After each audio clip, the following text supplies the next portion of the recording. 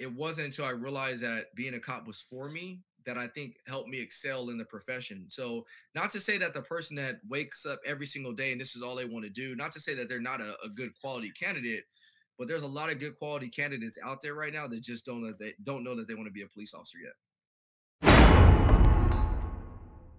What's going on, everybody? Welcome to another live episode of the Officer Nate podcast. With me today is Officer Ryan Tillman, the founder of Breaking Barriers United. I'm excited to have him on my show. We're going to have a good discussion. But first, let's talk about your clothing. Are you ready to make a statement with your clothing and wear the flag proud, those red, white, and blue colors? State Patriot is a clothing and apparel company on a mission to honor our nation and its heroes. While their blue line dry fit shirts with UPF 50 sun protectant have won my heart in particular, State Patriot also offers a variety of patriotic gear designed to support all first responders and our military.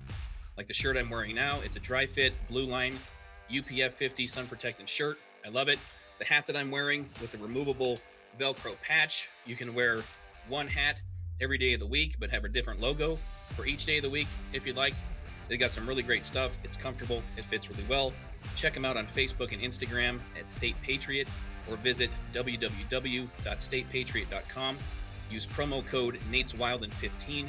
That's NATESWILDN 15 for 15% off your purchase. Now, with no further ado, let's bring in Ryan Tillman. Ryan, thanks for joining me, man. I really appreciate you being on my show tonight. Nate, man, thanks for having me. It's always good to be back on with brothers on the other side of the country. Yeah, absolutely. You know, we had a fun time when we were on the Officer Tatum's show. What was it? That was like a couple months ago. So, Yeah, that was good, uh, man. That was really good. yeah, that was a fun time. So just real quick for the audience, for the listeners and the viewers, just kind of give us a rundown of your background real quick, especially with regards to your law enforcement background.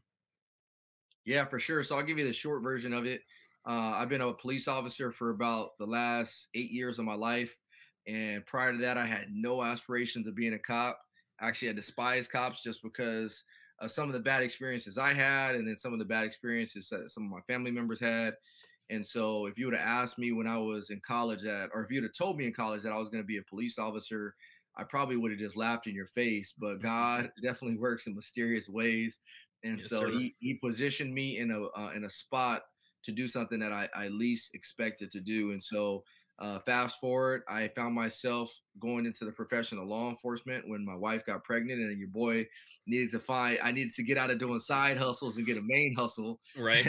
So, I found law enforcement, and my life and my eyes have just been completely opened ever since I've been in. So, like I said, I've been doing it for about 8 years. I've had a lot of success early on.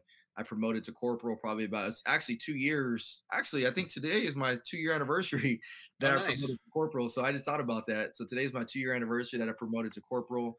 And then in doing so in my law enforcement career, about six or actually the first or second year into the profession, I started my organization, Breaking Barriers United, because I realized that there needed to be some type of education for those that weren't in the profession. Yeah. And I understood that because I was one of those that was always saying, stupid things or nonsense about the law enforcement profession, but had no clue of what it was really about. And so once I understood things from the inside, then it was my I think it was at that moment in time that I needed to go outside and tell everybody what it was really about. So it's been a good journey, man. I've been doing this for, like I said, 8 years, and I've been on my business journey with Breaking Barriers United for the last 6.5 years. And I've had the opportunity to travel across the country, speaking to students in high school, to colleges, to corporate or private organizations, to police officers. I have my own podcast, and I'm all over social media doing Tillman takes, and then I've been featured on a lot of other stuff. And the only reason I say that is not to say look at me; it's just more so to look at God and what He's done in my life.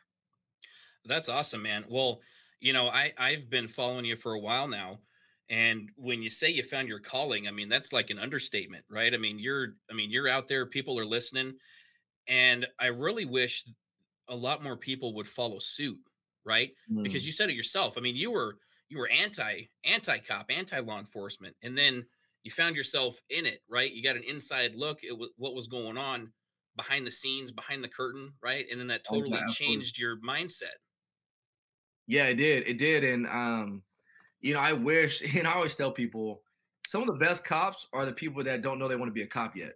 Yeah. And the reason that is because that's kind of how I was, and a lot of my views on certain things were kind of twisted. And I had a level of life experience that some people don't have.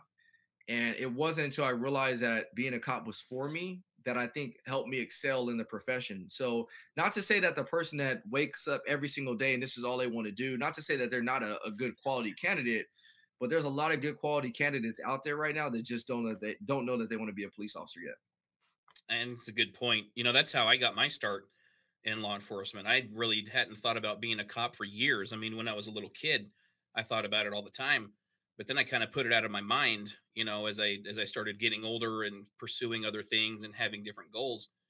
But it wasn't until I sort of happened upon another a police officer at the time, and she said, "Hey, we're hiring. You should come down and apply." And that was the first time I'd thought about it in years. And I was like, Hmm. "All right, I'll go apply and go test and see what happens," and kind of nonchalant about it initially. But like you said, I think if you approach it from a standpoint, instead of being so wrapped up and obsessed and passionate about police work, if you approach it from a more pragmatic standpoint and like, what, there's a job that needs to be done, there's a community that needs to be kept safe, and approach it from that standpoint, I think it makes for a much better police officer who has a much better experience in the job.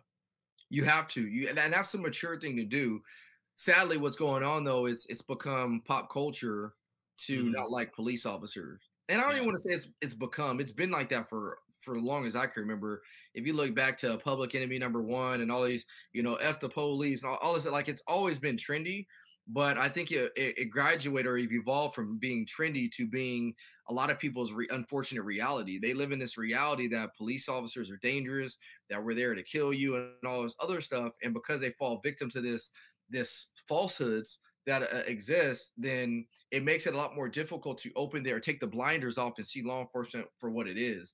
I mean, Yeah. even despite everything that's going on, when I was on Tatum's podcast, I was on his podcast again a couple of weeks ago, and I was telling him about some of the other industries, like the medical industry.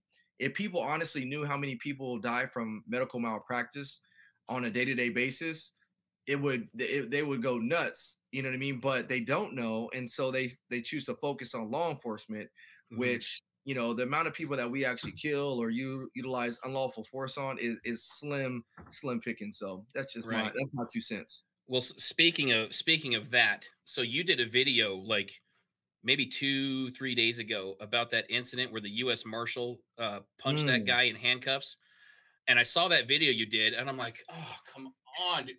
Why, like, after all the progress we're trying to make with the relationship between law enforcement and the black community, and you're gonna Mm. go punch a black suspect who's in handcuffs, like what? I understand, and I'm sure you understand too, because you're still on the job. I understand that sometimes your emotions, like they come to the surface with Mhm. certain cases, certain incidents, Mhm. but you gotta control it. You get no matter how strong it is, you gotta control it.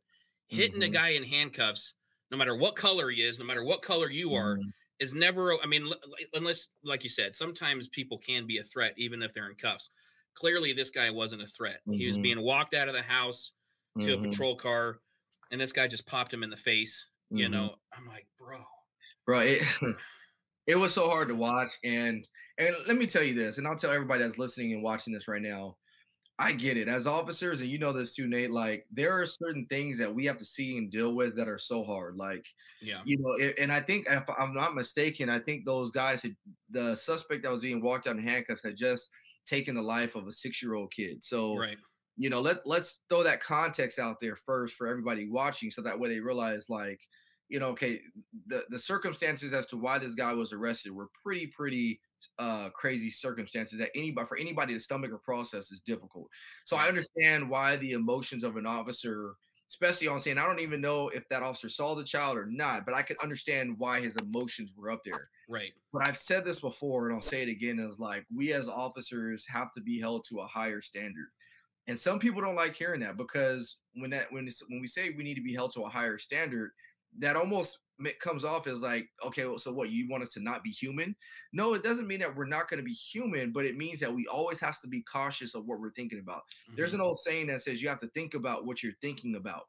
Right. And I kind of relate that to my spiritual life and certain things that I do, because if you're not intentional about thinking about what you're thinking about, you're liable to do something that you shouldn't be doing. And Yeah. so, as hard as it is, at all times, at all hours of the day, you should be trying to keep your mind guarded, especially if you're a police officer out there watching this, or aspiring police officer.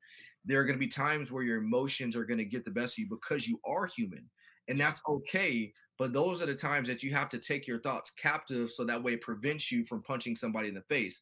Because even though you may have got that, 2 seconds of gratitude because you punched this guy in the face that just took the innocent life of that 6 year old, what it's doing now is it's now going to damage you. It's going to damage the face of your agency, and it's going to damage the face of law enforcement as a whole. And Yeah. so, like I said in that video, we take 2 steps forward, but when you punch that person, we now take 10 steps backwards. Yeah, exactly. Just to give the audience a little bit of a background, so like you said, the suspect that they were arresting, he was a suspect in a double homicide that took place in Canton, Ohio. After I watched your video, I had to do some research. I'm like, what is Mhm. going on here? Like, why is this agent like so wound Yeah. up? What made him do this? So I went and did some research. So that suspect that they were arresting in the video, he and another guy were suspects in a double homicide in Canton, Ohio. It sounded like a drive-by shooting from the reports that I Hmm. read. It was like a spray and pray.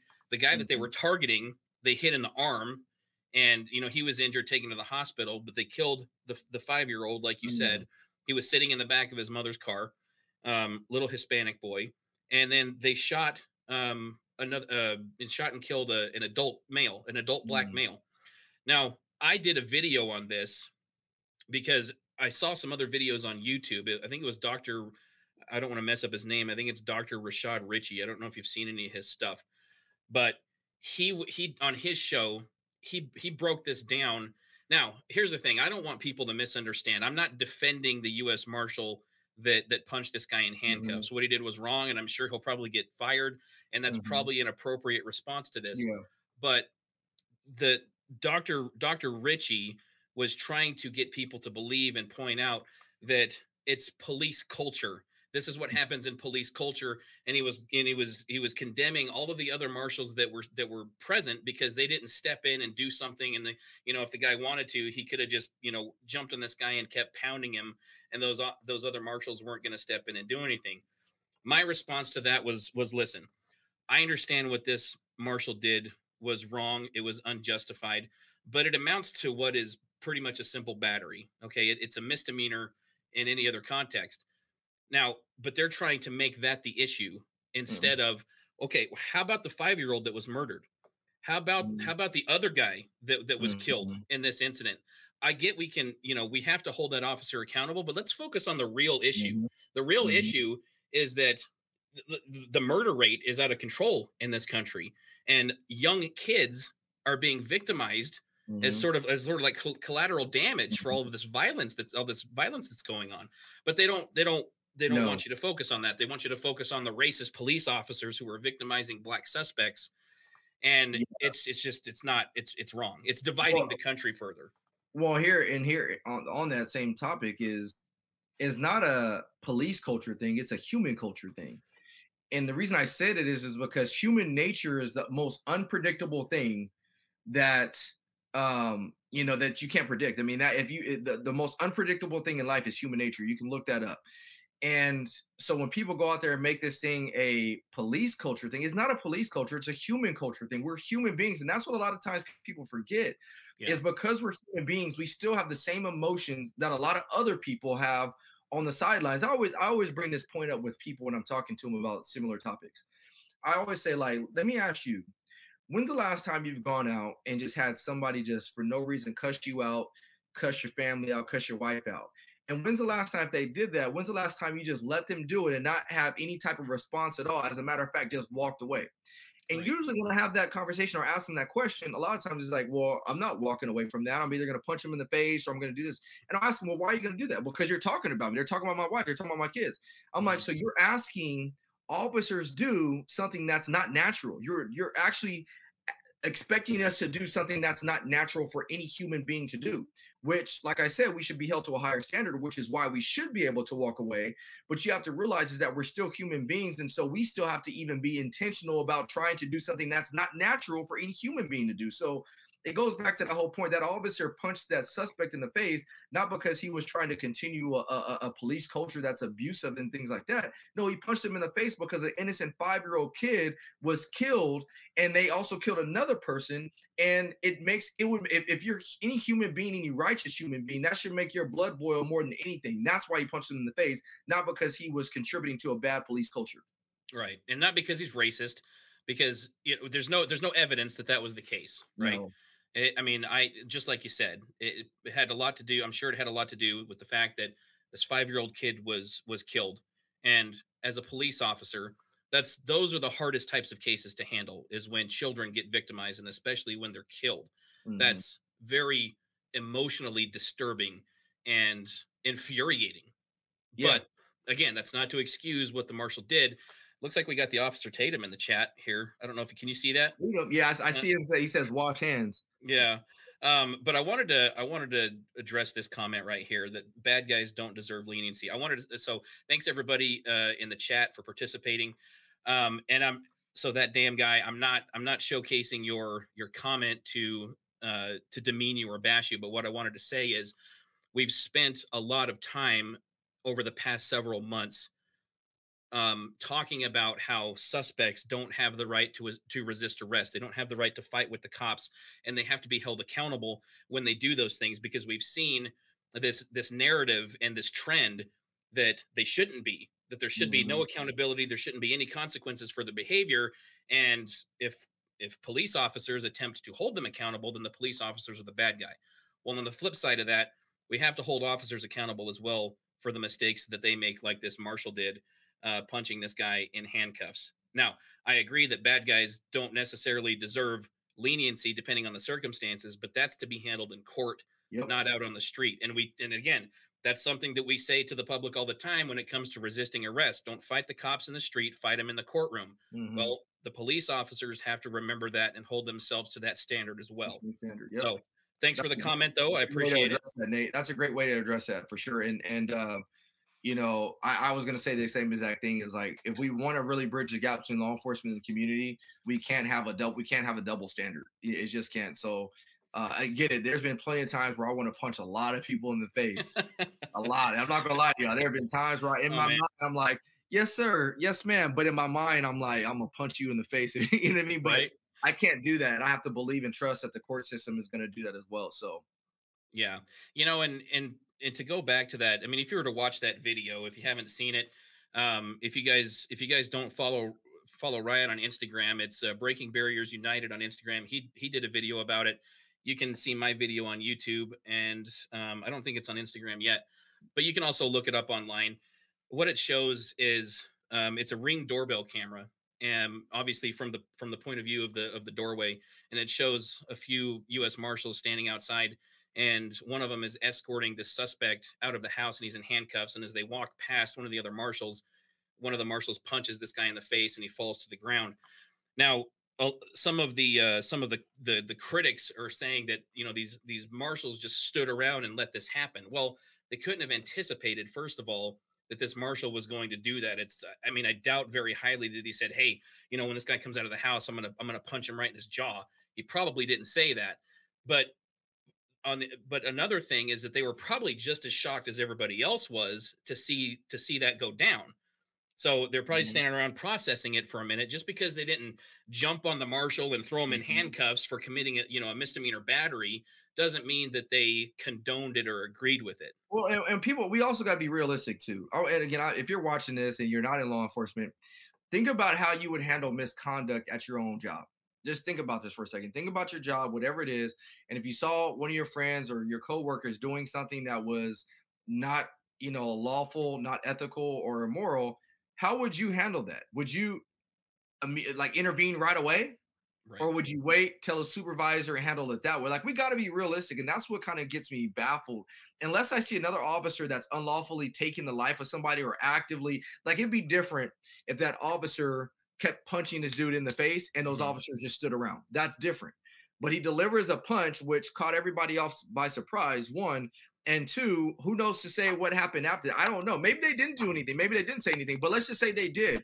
We got to be realistic. If you're on whatever job site you're at and you see somebody doing something they're not supposed to be doing, how are you going to handle it? Are you going to jump in right away and say, you shouldn't be doing that? I'm walking you straight to the boss's office. Or are you going to say, you know what, I'm going to tell the boss, but I'm not going to physically take this up with this officer right here or there because it might escalate things. So we got to be realistic. Not to say that officers, there's not a time and place sometimes where officers should jump in. I can show you videos where it would have been a perfect moment for an officer to intervene and stop an officer from doing something that they were doing to a suspect. But this was not one of them. This was a quick emotional reaction by an officer who did something that was not right, and it should have been taken up with that agents, that officer supervisors right away by the other officers. And for all we know, they could have did it. They maybe they didn't, but we don't know. So we can't just sit here and say that the officer stood by and did nothing because we don't know the rest of the story to that specific context.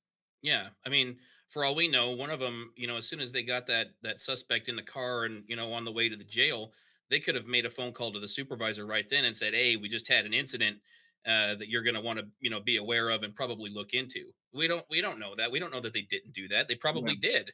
yeah, But the other thing you have to think about too in a situation like that is officer safety. You still have an insecure or an unsecure scene there, right? You've just arrested a homicide suspect in a house where there's probably more people. So you don't have time to address that issue right then and there. It's not the place, like you said, unless he's continuing to assault the guy, and he's on the ground punching him in the face. He mhm, punched him once, it was over and done with. Okay, we got to get this guy out of here and we got to get away from this scene, and that we can address it later at the office. Like that's the time mhm, and place for that kind of thing. Yeah. exactly. You've been have you been following the Gabby Petito case at all? A little bit. So we talked about it last week with Tatum, and then I haven't really kept up with it too much. I do know that they had what's his name, the bounty hunter out there looking for Oh him, yeah, Dog the Bounty yeah, Hunter. dog or something like that. Which I He's saw working some hard, funny man. memes. He's on the news every single day, just wading through swamps and I all just kinds of cracked up at stuff. what my man's outfit is, man. Like my man is like straight from the '80s. Yeah, like Crocodile Dundee Oh yeah, rock gone band wild, bro. hybrid. Exactly. Well, there's all this sort of this controversy surrounding the domestic violence incident that those Utah police officers responded to, when they were in Moab. Hmm. And I watched the video. I watched both body cam footages from that incident, and you've got so many people coming out against these officers going, you guys missed it, he pulled the wool over your eyes, he's a narcissist, he's an abuser, he's this, he's that, you guys didn't do your job, you were apathetic, you let him go, how could you do that, now she's dead and it's your fault. And I'm like, whoa, whoa, whoa, time out for a minute, just time out. Hmm. Did you watch that footage at all? Oh, Did you I, see I any of that? saw I saw short versions of it, and then like I said, I talked about it with Tatum. And here's my thing, and this is just again, this is my opinion, and I could be wrong, but with the limited knowledge I have of it, but I don't think that it was that the veil was that like they missed it or anything like that. As a matter of fact, to my understanding, she actually assaulted him, and he had injuries consistent with her being or her assaulting him. In my experience with domestic violence, we go on calls like this all the time. Hmm. And at the time, it actually seemed either she was the aggressor or at the very least, it was a mutual based off of witness statements where they said they saw him strangling her or whatever. Yeah. So based on witness statements and then also based off of injuries that he sustained by her, it appeared that it was mutual. I think where the officers might have dropped the eight ball is they should have either at the very least taken both of them to jail or even taken her, but they needed to remove one of them or both of them into the care of the county facility or whatever, the jail, and let them sort that out. And so that way they can let the dust settle. That's why that's in place. A lot of times people don't realize is that in domestic violence situations, at least here in California, there is verbiage that says we shall make an arrest anytime there was an unlawful assault from one person to another. So it can be, like I told somebody before, I said I arrested this female one time because she threw a pizza and hit the other dude, her significant other in the face. I asked him, I said, "Hey, did you want her to throw the pizza at you?" He said, "No." Well, per the penal code, that meets the elements of unlawful Hmm. touching from one person to another. So she went to jail for domestic violence. A Yeah. lot of times people say that that's petty or that's chicken crap or whatever, but you got to understand the reason why that's in place. The reason why it's in place is because when you take somebody to jail, the idea is it allows the dust to settle So that Mhm. way, whenever that dust settles, maybe the argument kind of de-escalates itself in and of itself. But two, it also removes the liability on behalf of the law enforcement department, because we can say, hey, we went there, we found out that there was some type of assault that occurred, and therefore we took somebody to jail, removing that aggressor from the scene. And so we did our due diligence to make sure that a murder doesn't happen. I think that's if that is the correct information that actually happened and what really actually happened out there. I think that's where the ball might have been dropped. I think maybe it was a lack of, I'm not really trying to take paper on this, so therefore I'm not going to take paper, but I could be wrong. Well, and you might be right. It'll be interesting. Well, and I don't know if we'll hear the results of it, but I know that that department down there is doing an internal investigation on their officers to see if there was anything that they missed or any policies that they violated. I know in looking at the domestic violence code in Utah, there's similar language in there about, you shall make an arrest. But in listening to, I think it was the backup officer, he's kind of having a little sidebar with the other Hmm. officers and sort of making a plan on what they're going to do with these two. The circumstances, I mean, it was a tough situation because you got two people, they're from out of town, they're living in this van together, they don't have any family in the area, there's nowhere for either of them to go. They end up getting him a motel room and giving her the keys to the van, where she could have just driven away and Hmm. and left him there. Hmm. But the one officer is like, well, here's the thing. He's like, we've got the female who, based on all of the evidence, based on one of the witness statements, based on her statement and based on his statement, she was the predominant aggressor. She was hitting him with her cell phone. She was scratching him. She was punching him while he was driving. All evidence points to her being the suspect in this case and being the aggressor. But she weighs 115 pounds soaking wet. He's a bigger, stronger male. He can Hmm. he can defend himself against her. They're both saying, I don't want the other one to get in Hmm. trouble. I don't want her to go to jail. He even says, can you take me to jail instead and let her Hmm. stay in a motel? And so they're like, what do we do here? Like, we could follow the letter of the law and take her to jail, but is that really justice? Is that really the right thing to do? I think one of the things that people forget or make the mistake of doing is they think that the officers should have been able to anticipate that she was going to be murdered 2 weeks into the future. Yeah. You have to remove all of the information, after this particular incident, because the officers Hmm. didn't have any of that information. They didn't know that she was going to go missing. They didn't know that she was going to be Yeah. found dead. They didn't know that he was going to hide and go into Hmm. hiding from the FBI. They didn't have any of that. To them, it was a petty dispute between, between lovers, between Yeah. between a couple, and they were trying their best to resolve it, Yeah. without a 22-year-old girl going to Yeah. jail and getting a misdemeanor charge for something that they feel like they could have handled without taking that action. So, Well, you know what I'll say though is like, we often hear as officers a term complacency kills. And mhm, usually we associate complacency with, hey, I was just talking to a dude at the side of my car and then he pulls a gun out and ambushes me because I wasn't ready for it. But right, what we don't associate it is complacency with the other areas of our job.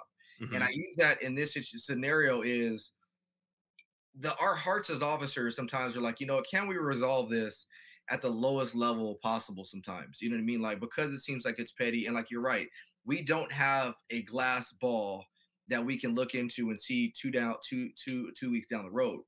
But that to me kind of could become complacent in our mhm, thought process. And one of the things that I do is, and I'm not perfect in this, so I don't want people to look at me and think I'm perfect. But one of the things I try to do is I always try to look, and especially in domestic violence situation, is what is the worst case scenario. And yeah, oftentimes in domestic violence, the worst case scenario is somebody gets killed. And so the complacency part is like, oh, you know what?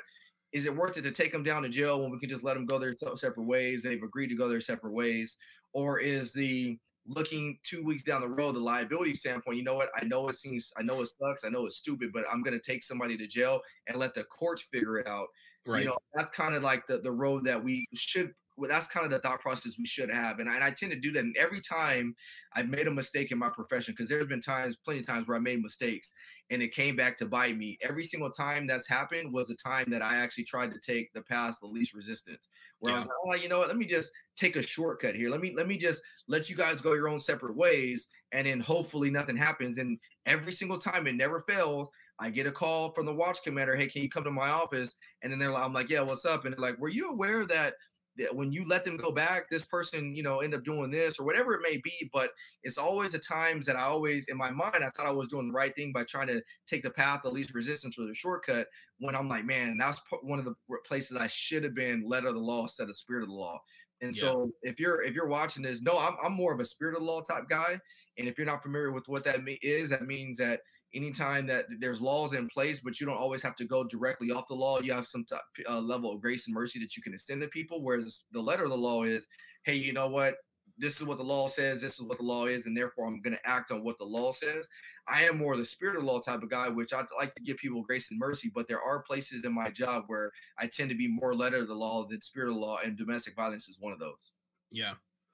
Yeah. Well, cutting corners is definitely not a habit you want to get into as a police officer, especially when dealing with domestic violence scenarios. I guess one of the things that I keep thinking about in my head, and one of the things that I tried to bring up, I did two separate videos on the Gabby Petito case because I kept getting so many comments on it, and people Mhm. like from both sides, like the officers did a good job, and then there's other people who are like, no, the officers did a terrible job. And they're like, why didn't they arrest someone? And my thought is, well, okay, so the purpose of making an arrest in a domestic violence situation is one, there's a no contact order that's put in place to keep Mhm. the two separated, and not being able to text or call or Mhm. anything like that. And then two, like you said, you take somebody to jail, it gives them time to cool down. The dust kind of settles a little bit. But most of the time, unless it's on a weekend, the arrestee will be released the next day, right? Mhm. So I think what the officers might have been thinking in their minds that, okay, if we get Brian a motel room, put him in the motel room for the night, we give Gabby the keys to the van, she goes and stays in the van, and if she believes she's in danger, she can drive all the way home Mhm. to Rhode Island, or she can come to the police department.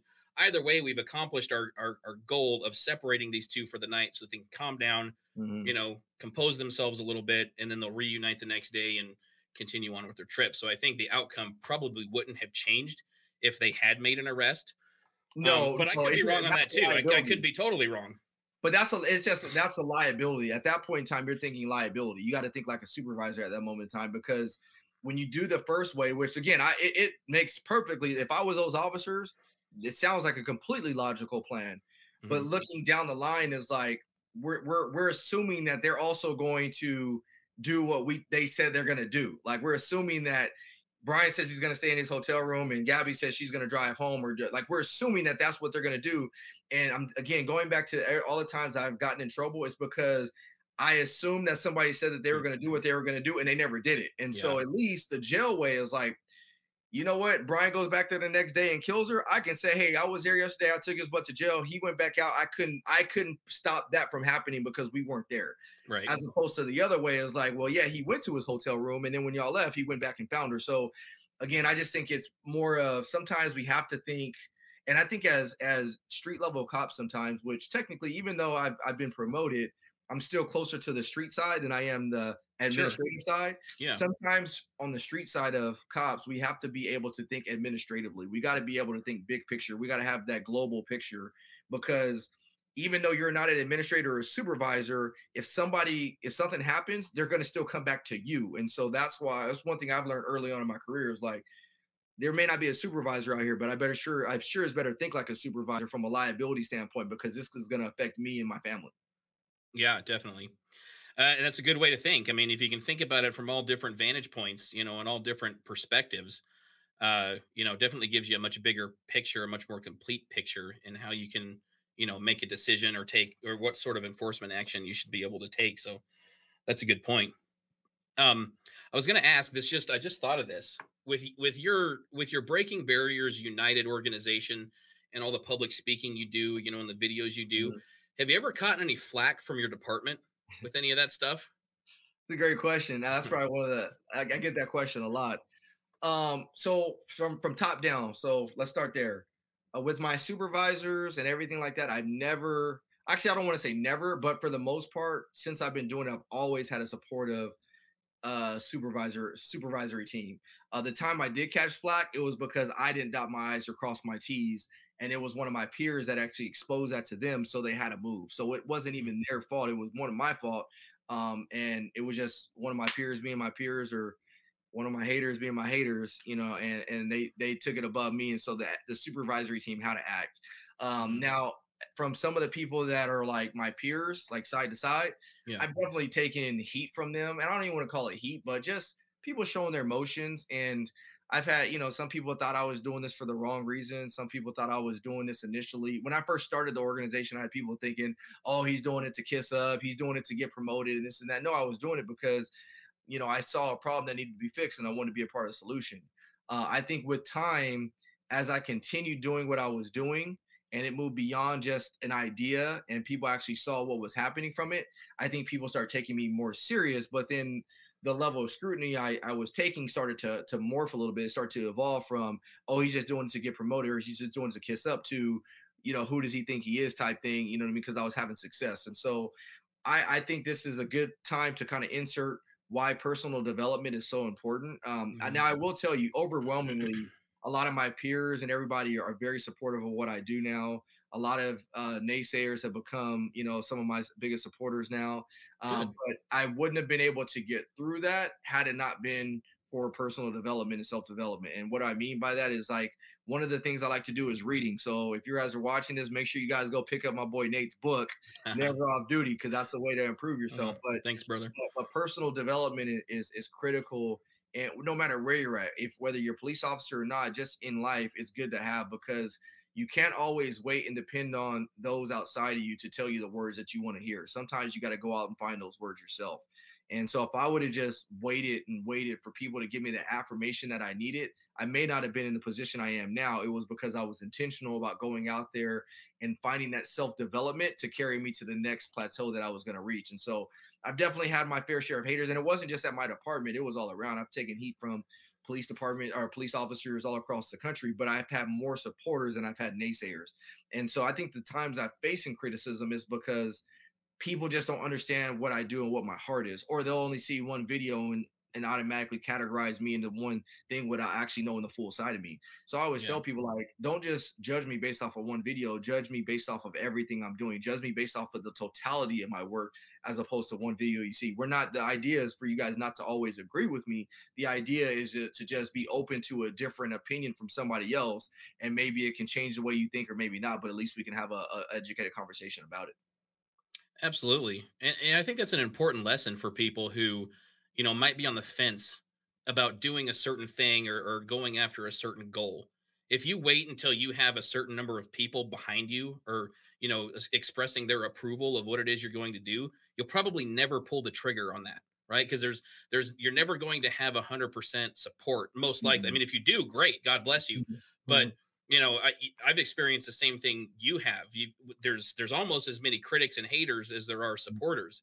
Mhm. But you can't back down from it just because people don't agree with you. There's always going to be people who don't agree. There's always going to be Mhm. opposition. There's always going to be somebody for whatever reason does not want you to succeed. Right? Yeah. They Yep. don't. They want to try and throw as many wrenches into the gears of your success as they possibly can, and you just got to keep grinding. You just got to keep going, Yep. no matter. I mean, if if you didn't face adversity, it probably wouldn't be as worth it or No. as meaningful, right? No. No, and not to go spiritual, but like I'm doing a Bible study right now, and there's this book I'm reading by Tony Evans, who's a pastor out of Texas, called Detours. And in that book, it talks about the detours that we take in life and how sometimes we get, it caught up in this woe is me mentality and like this, like, why am I doing this? Why am I going down this path? But you got to realize is like God works in mysterious ways. And sometimes those detours are put in your life to strengthen you for where your destination is supposed to be.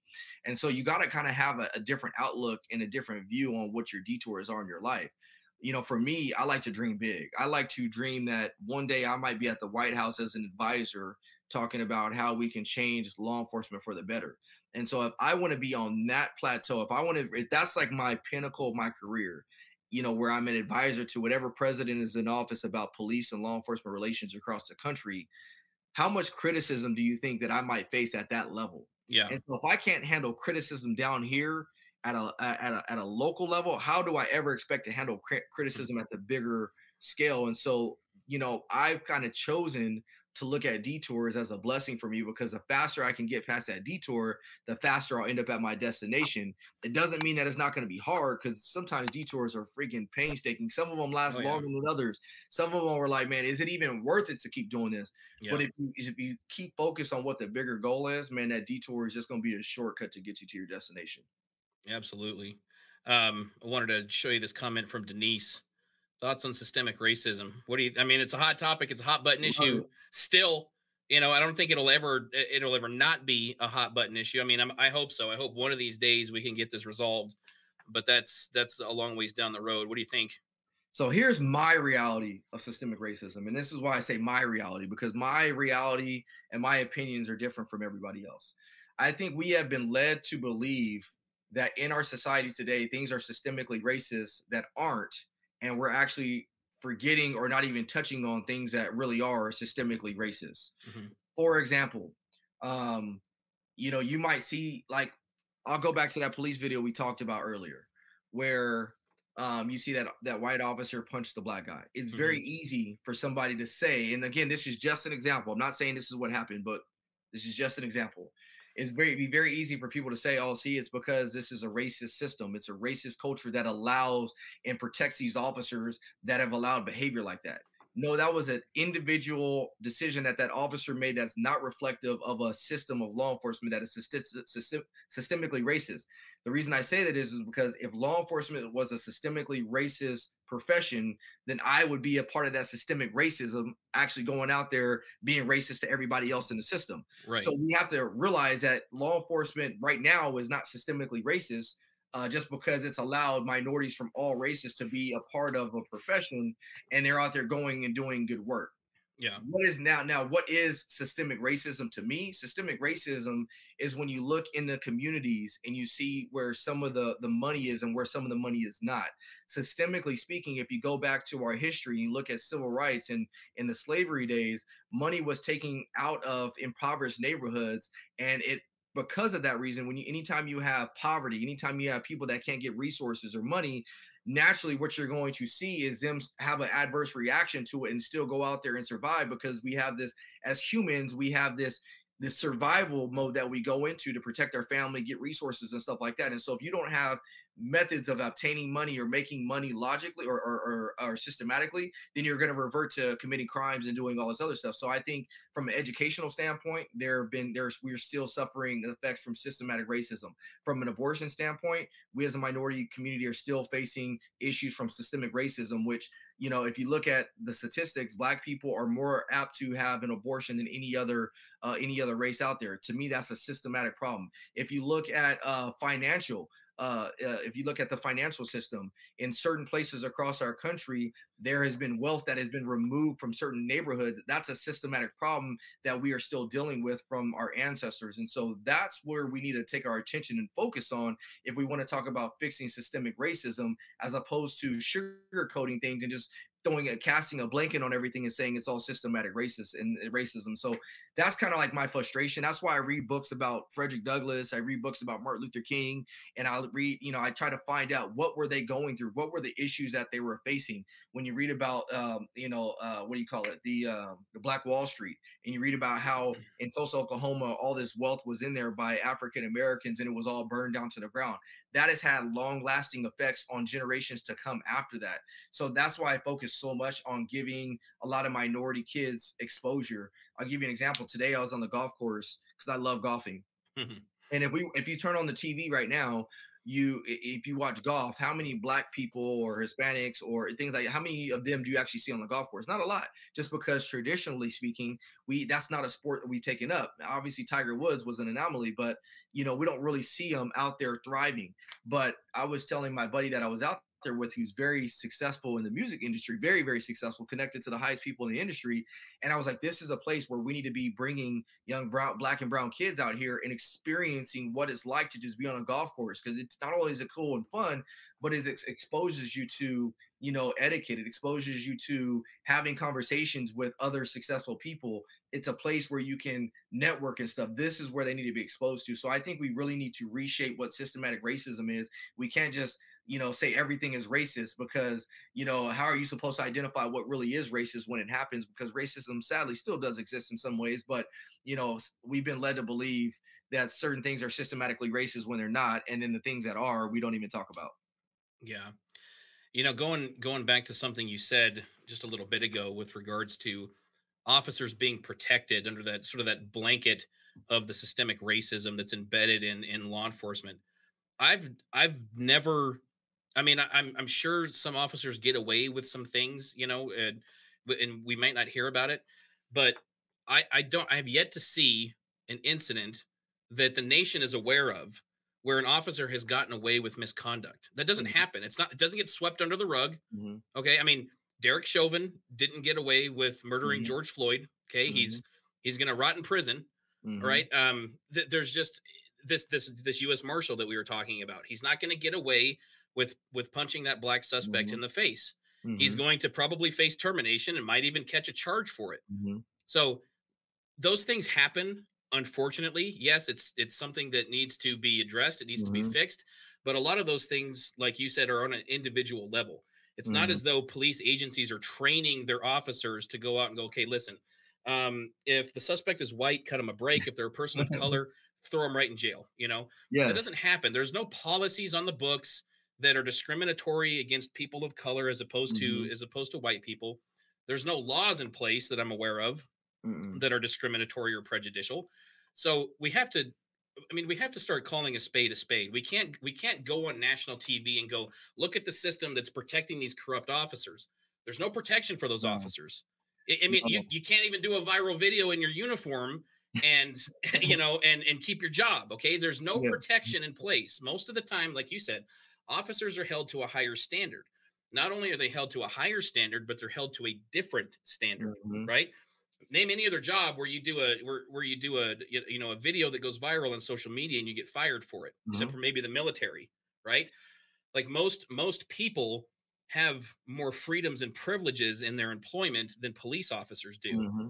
So to think that police officers are getting away with murder, they're getting away with stealing drugs and beating people down. I'm sure that there are those instances still in some places where officers on an individual level get away with some things, Mm-hmm. but to claim that that happens systemically, that the system protects those officers, there's no evidence to show that. Listen, in order for it to be systemic, it has to be a system that was put in place and training people to be this way to fit in the system. Right. Like you said, I didn't go to the academy. They didn't tell me, hey, you need to arrest this many black people, this many white people, this many Asian people. That's not taught.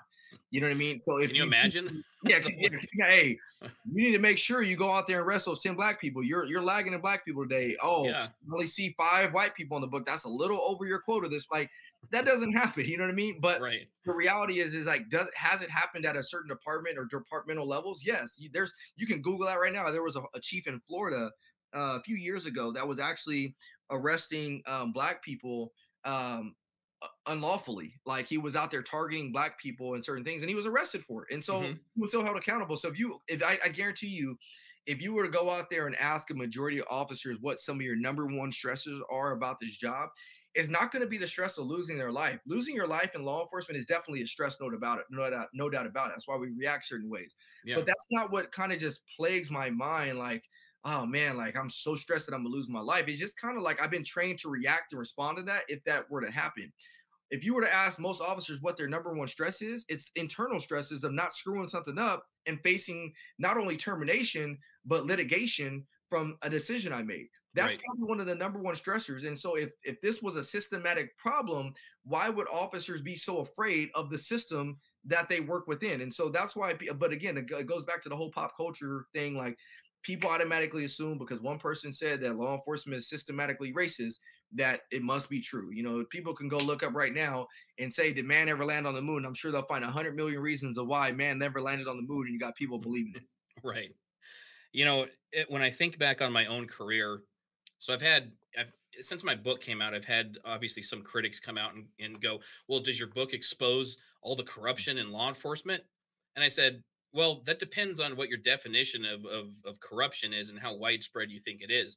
Now, when I think back through my almost 13 years of law enforcement experience, there's a few instances or a few incidents I remember.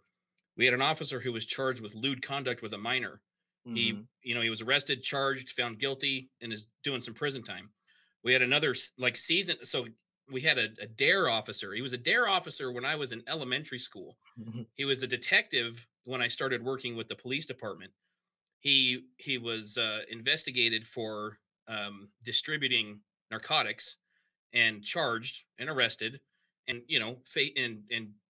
convicted and did his time for that. Mm-hmm. And even my last department, Bellevue Marshal's office here in Idaho, before I started working there, it was right before I started working there. The current marshal at the time was selling was selling marijuana. He was selling edibles Mm-hmm. and weed and stuff to people in the area. Mm-hmm. He sold drugs to an undercover Idaho Mm-hmm. state investigator, and charged, convicted, all that stuff. So they're being held accountable. The cops that are messing up, the cops that are violating people's rights, the cops that are committing crimes, they're being caught and they're being held accountable. So there's none of this sweeping things under the rug. There's nothing like, oh, let's just not talk about it. Maybe it'll all go away. No, Bro, officers are hammered for that kind of stuff. TV makes corruption look and appear more widespread than what it really is. Yeah. Majority of TV shows you see on TV are what? Cop shows. So I Yeah. always tell people like, it's funny. Everybody's sure that for y'all to hate cops so much, y'all sure do like watching cops. Like cops is one of the most popular, or cop shows are one of the most popular things you'll see on TV. But Yeah. sadly, a lot of times in those shows, they always portray officers as being so corrupt. Now, Yeah. don't get me wrong. There are stories you can go back, for days. You mean LAPD and the Rampart scandal.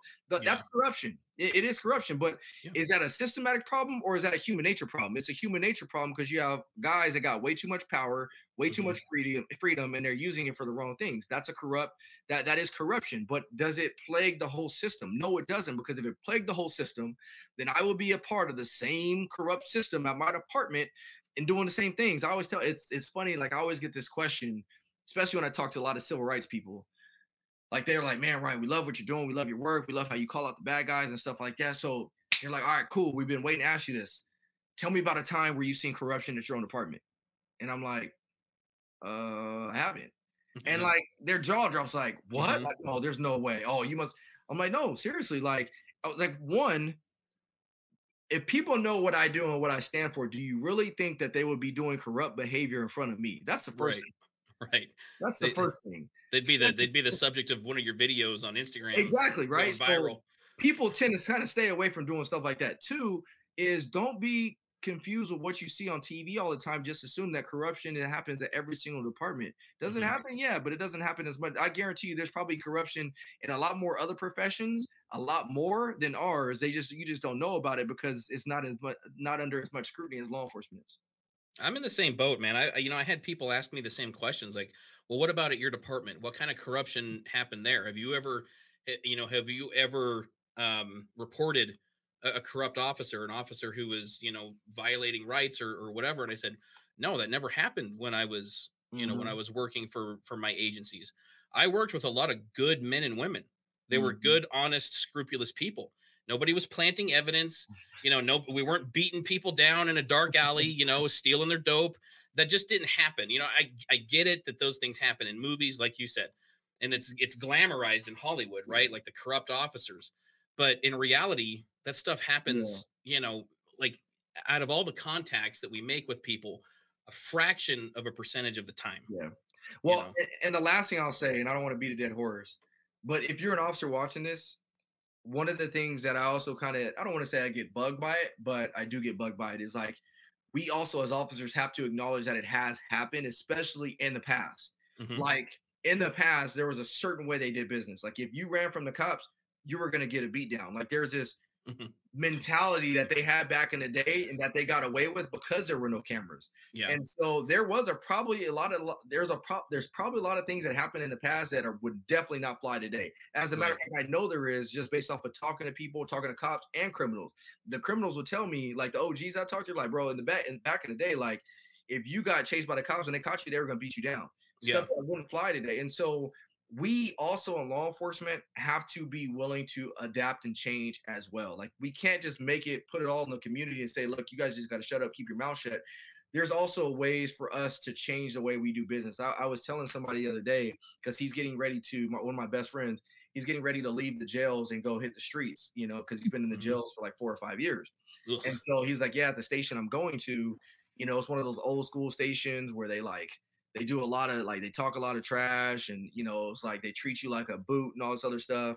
And I told him, I was like, you know what, there's a point where I understand why you have to be stressed out, but there's a lot of stupid stuff that we still do in law enforcement that there's no need for it. Like, why are you making somebody feel like they're less than, as if we don't already have enough stresses going on? So Right. I think that's part of the culture. So we are going to talk about police culture. Those are some of the parts, those are some of the, that's some of the culture that we do have to change, but Yeah. that's culture that the public is not aware of. And so when we talk as police officers, is there a place for changing in profession and changing in culture? Yes, there is a place to change our culture. That's an example, but it's not what the public often views of how we change the culture. What they view as changing culture is what they see on TV. Yeah. That's something that I talk about in my book, actually, Never Off Duty, is like you said, it's not just up to the community to improve the relationship with law enforcement. It's up to us, it's up to the cops too. Hmm. I've had some interactions as a private citizen with police officers in other states, and even in my home state, that were very unsavory, and not because they violated my rights or committed any crimes or anything, but just the tone and the demeanor they took with me, and the kind of the attitude. And I understand why they're that way, Hmm. but like we talked about at the very beginning of this video, being in control of your emotions is key to being an effective police officer. And Hmm. it's especially important if you're going to develop a good relationship with the general public and residents in your community. If you come across as this robotic, just dour, you know hardened, calloused, Hmm. cop that just he's salty and crusty and just Hmm. just tired of being on the job, you're not going to get very far with your Nope. community. But Nope. even, despite all of the stress and the drama and the toxicity that you have to put up with day to day, but you can still make a traffic stop at the end of your shift and be polite and be professional and be courteous. And like you said, in certain cases where it's appropriate, extend that grace, right? Hmm. Extend that compassion and that mercy. That goes, I mean, it goes miles. Absolutely, man. Absolutely. It's a Yeah. good conversation. I like it. Yeah. Well, okay. So speaking of that, your mission, your goal, your endeavor with Breaking Barriers United.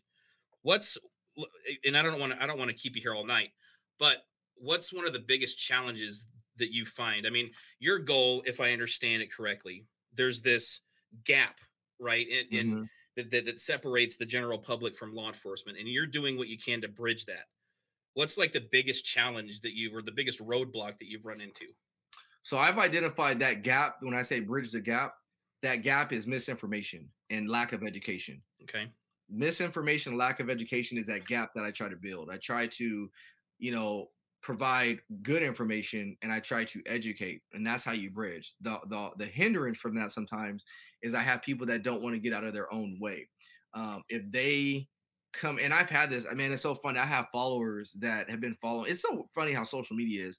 You start developing relationships with people you've never met them a day in your life, but they follow and they comment all the time. And so next thing you know, you just are constantly having dialogue. And so there's certain people that I've been tracking me from day one, and and some of these people, man, from day one have been naysayers. Like, nope, like they'll let me have it. If I say something wrong, they'll let me have it. But they've been following me so long that Yeah. over time they've come out and told me, like, Ryan, like, I don't always agree with everything you say, but man, I gotta say that you've opened my eyes up to so much that I didn't know. And so much so that you've had me, even in my own community, like challenging the people that are in our community with when we see a viral video, and they almost look at me like I'm crazy. Like, are you siding with cops now? And they said it's uncomfortable. And I'm like, yeah, imagine how I freaking feel. But Right? the reality is that they started getting challenged, and it's causing them to challenge other people.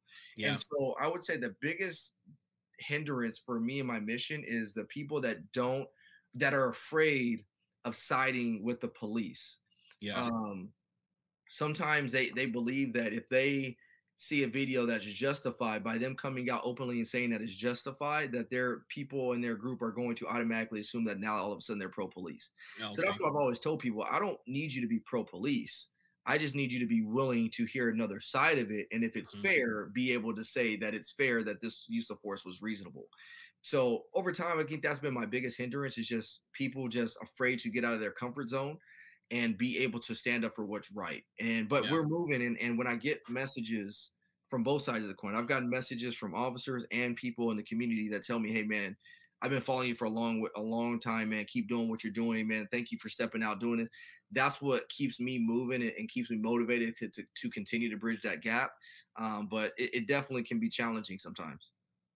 Yeah, for sure. Well, just like we established before, even if we're talking about someone who, like yourself, a long time ago, you were anti cop, but then your eyes were open to the reality of it. And you're like, hey, I've been thinking about this all wrong. I didn't know the reality of it, but now I have a chance to tell other people about it.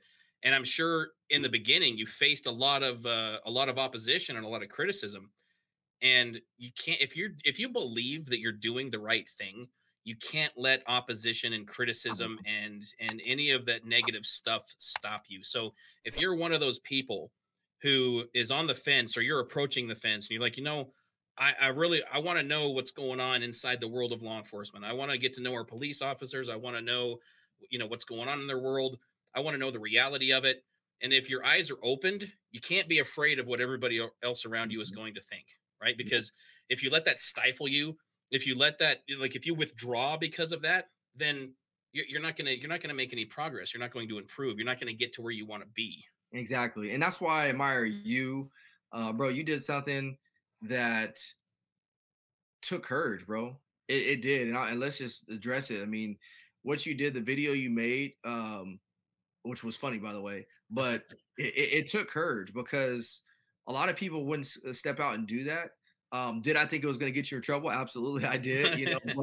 But that's just because I know how law enforcement is. Yeah, But I respect that because it was ballsy, and you did it with the right heart. You did it to like really show like this is really the mindset that we've kind of come into as a profession. And so, it took guts, and what Tatum does, and a lot of people I respect, like Tatum. A lot of Tatum takes heat from so many different people, and even sometimes, like, I'll listen to Tatum and I'm like, man, like that was gutsy. But and we may not agree. I may not always agree with what Tatum says. I may not always mhm, agree with what you say, but that's what makes us human beings. Like that's the the great thing about living in our country. But slowly what's happening to our country, it's like the frog that died in the pot. yeah, Like, they put that frog in the water, and initially they start turning up the heat slowly and slowly to where the frog got comfortable, and next thing you know, he died because he didn't realize how hot the water was getting. So that's what's going on in our country right now, is like they're slowly taking things away from us. They're slowly taking your freedom of speech away because somebody doesn't see things the way you see it. And if you get lulled to sleep in the process, the next thing you know, they will be able to remove your voice completely, and you're going to have to adhere to what the person says. So that's why I respect you. I respect Tatum and so many others out there that are willing to put their stuff on the line, right, wrong, or indifferent. I always tell people, if you want to be able to have a say so or be able to challenge my opinion, then put some skin in the game first before you try to come at me. yeah. Well, I appreciate it, man, and likewise. I know that it's not easy doing what you do, going out there and spreading the word, and you're preaching it, right? You're doing public speaking events. You're out there. You're sticking your neck out for a cause, and it's not always easy. Not everybody agrees with you, but I appreciate what you do too, man. And it means a lot. Those compliments coming from you. Appreciate Um, where can people find you? Where can people find you on Instagram, Facebook? So when IG doesn't crash, I thought it was that Skynet is self-aware. You know, they're coming for us. Like the next thing that the banks are going to oh, shut down. bro, hey, as long as my crypto keeps going up, that's all I care. But so you guys can find me on IG and under Breaking Barriers United. You can find me on YouTube under Breaking Barriers United. I'm also on TikTok. I haven't posted in a while. I need to, but I'm on TikTok under Officer Tillman. And then we have a podcast as well, which we're gonna have you on, Nate, which is It's Needed, hashtag It's Needed. And so all one word, no cap, or all caps, no spaces. And you can find us on Apple, iTunes, Spotify, you name it, we're on all of it. So I do a lot of, my co-host for the podcast is AJ. You guys might follow him already. He goes by Oh No, it's a Popo.